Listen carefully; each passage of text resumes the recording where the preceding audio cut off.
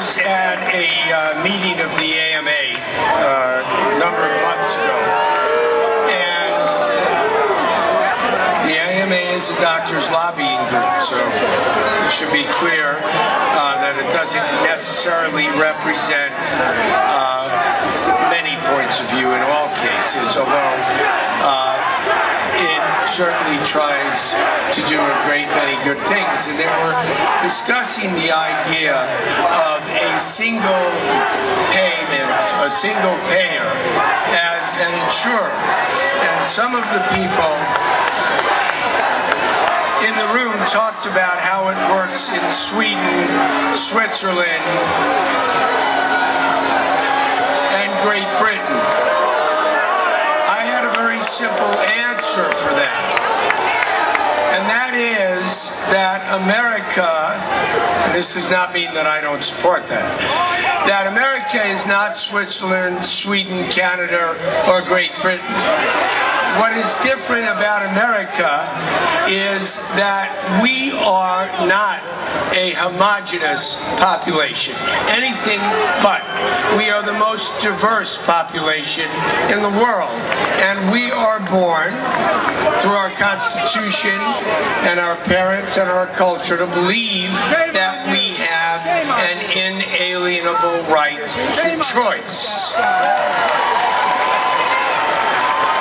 Whenever you are trying to satisfy everybody's needs, you need to come up with answers that serve the greatest good for the greatest number of people without causing problems for others.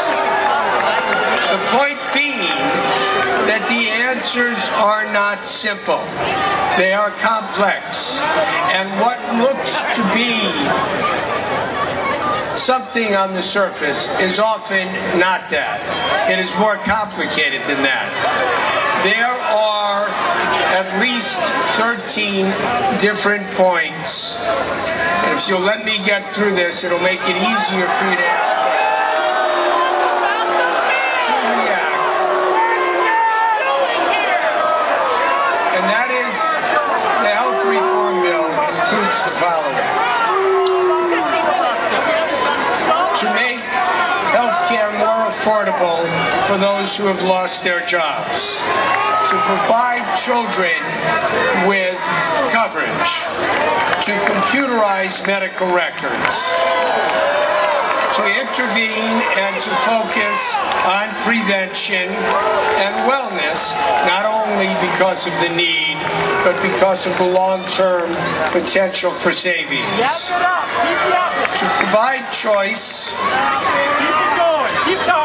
to control fraud, to try to stimulate competition, and reduce the cost of prescription and over-the-counter medicines.